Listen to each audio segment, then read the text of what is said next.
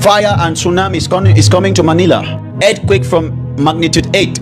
And God told me, it's because of their idols. Sinabi ni Andy na nakita niya sa pangitain ang isang kapistahan kung saan maraming tao ang nagtutulakan, humahawak at humahalik sa isang imahe. Ayon sa kanya, may mga mamamatay sa araw na iyon dahil sa kaguluhan. There's another festival coming in January.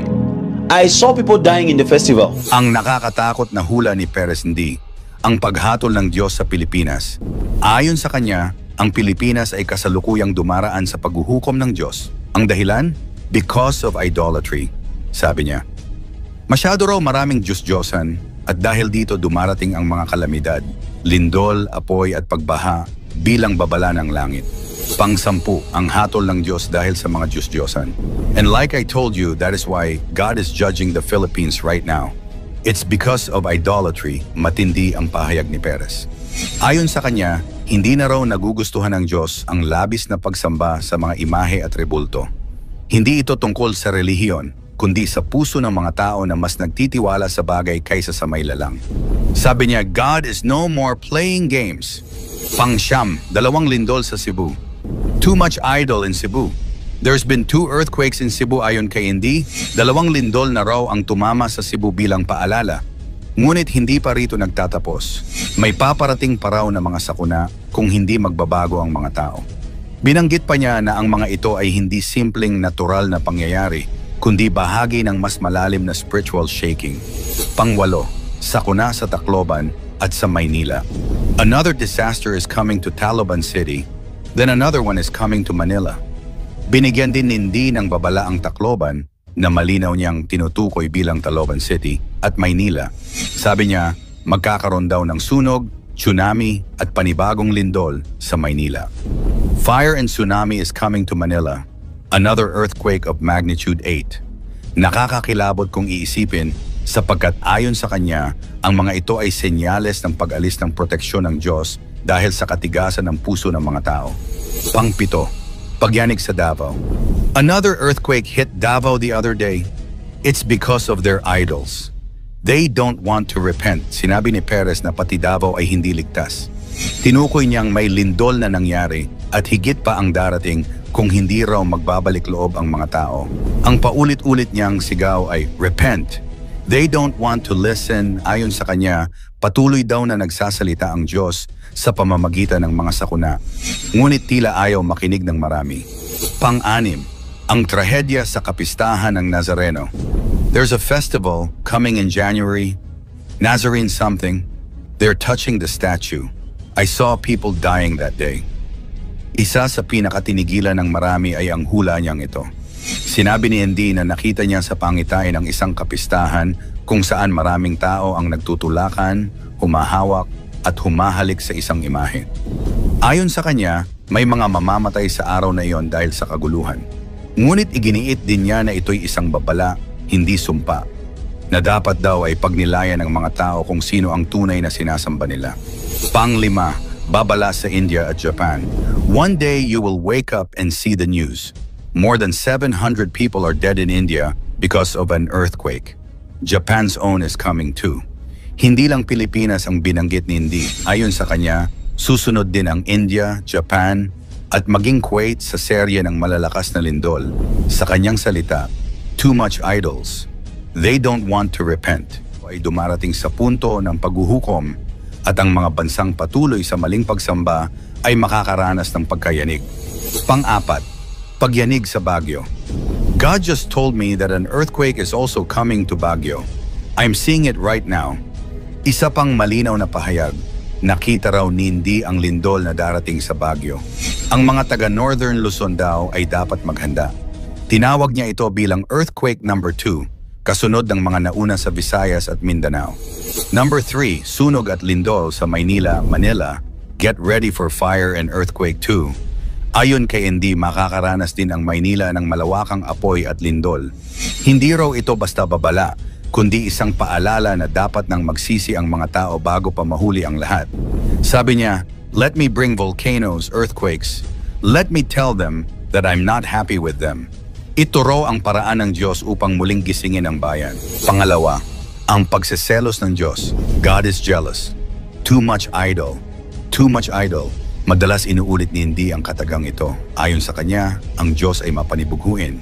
Ibig sabihin, nais niya na siya lamang ang sambahin ng mga tao. Kapag napalitan ng rebulto o kayamanan ang sentro ng pananampalataya, dito raw nagsisimula ang puot ng langit. Ang mga kalamidad, yun sa kanya ay hindi basta parusa, kundi wake-up call para bumalik sa tunay na pananampalataya.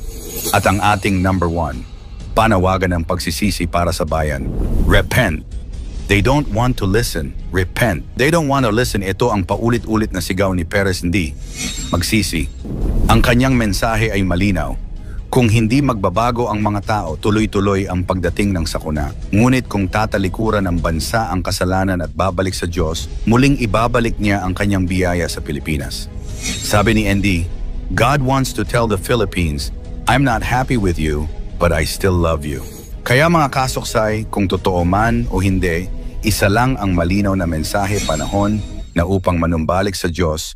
Ang nakakatakot na hula ni Perez Indy, ang paghatol ng Diyos sa Pilipinas. Pang-10, ang paglitaw ng isang babaeng pinuno ng Pilipinas, it is going to be a woman. I am very sure of the prophetic message the Lord has given me concerning Mrs. Sarah, but God has refused her from being president of the Philippines. Sabi ni Perez, hindi raw si Sara Duterte ang itinalaga ng Diyos bilang susunod na leader ng bansa. May ibang babae raw, isang piniling katulad ni Deborah ng huling panahon, ang nakatakdang mamuno sa taong 28. Ayon kay Perez, I see a woman that God has chosen. She will be like a Deborah to the nation of the Philippines. Ang ibig sabihin nito, darating daw ang isang babaeng leader na may tapang at puso, hindi lamang para sa kapangyarihan kundi para sa hustisya at katotohanan. Pang-9, 3 babae ang maglalaban sa pagkapangulo. I see in total 3 women that will be running for presidential elections. Climbing a rope, battling. Inihula ni Perez na 3 babae ang maglalaban sa halalan.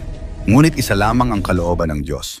Sa kanyang pangitain, makikita raw ang paghahati ng bayan sa pagpili kung sino ang tunay na may basbas ng langit. Ang laban na ito ayon sa kanya ay hindi lamang sa politika kundi sa pagitan ng kalooban ng Diyos at kagustuhan ng tao. Pang-8, ang pagkakamali ng bayan. If the Philippines make the mistake to choose Sarah or someone else who is not the will of God, you are going to miss it. Isang matinding babala ang binitiwan ni Perez. Kung pipiliin ng mga Pilipino ang hindi kalooban ng Diyos, mananatiling pareho ang problema ng bansa. Kahirapan, katiwalian at kawalan ng pagbabago. Pang-7, ang propesiya na maaaring magbago. Prophecies can change. God will not force you. Some prophecies can change, some cannot, paalala ni Perez. Ang propesiya ay hindi nakaukit sa bato. Kung magbago ang landas ng tao, maaari ring magbago ang plano ng Diyos. Ito'y nagsisilbing babala. Ang kinabukasan ng Pilipinas ay nakasalalay hindi lamang leader, kundi sa mga mamamayan mismo. Pang-6, ang pagpili sa may pangalang Maria. I see God's favor on that lady. Her name is Maria. She may not be your type, but God's hand is upon her. Bagaman hindi niya binanggit ang buong pangalan, sinabi ni Perez na isang babae na tinatawag sa pangalang Maria ang may pambihirang pabor ng Diyos. Ayon sa kanya, si Maria raw ay magiging pagpapala hindi lang sa Pilipinas kundi sa ibang bansa rin. Marami ang nagtanong kung sino ang tinutukoy niyang ito. Artista ba, politiko o isang bagong mukha sa larangan ng pamumuno? Hanggang ngayon, misteryo pa rin ito. Pang-5, ang babala ng mga baha. The reason there are a lot of floodings is because the infrastructure of your nation is poorly built.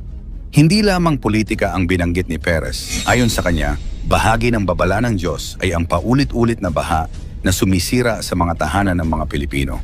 Anya, kailangang ayusin ng susunod na leader ang infrastruktura, mga kalsada, kanal at sistema ng tubig, upang hindi na muling lamunin ng baha ang ating mga lungsod.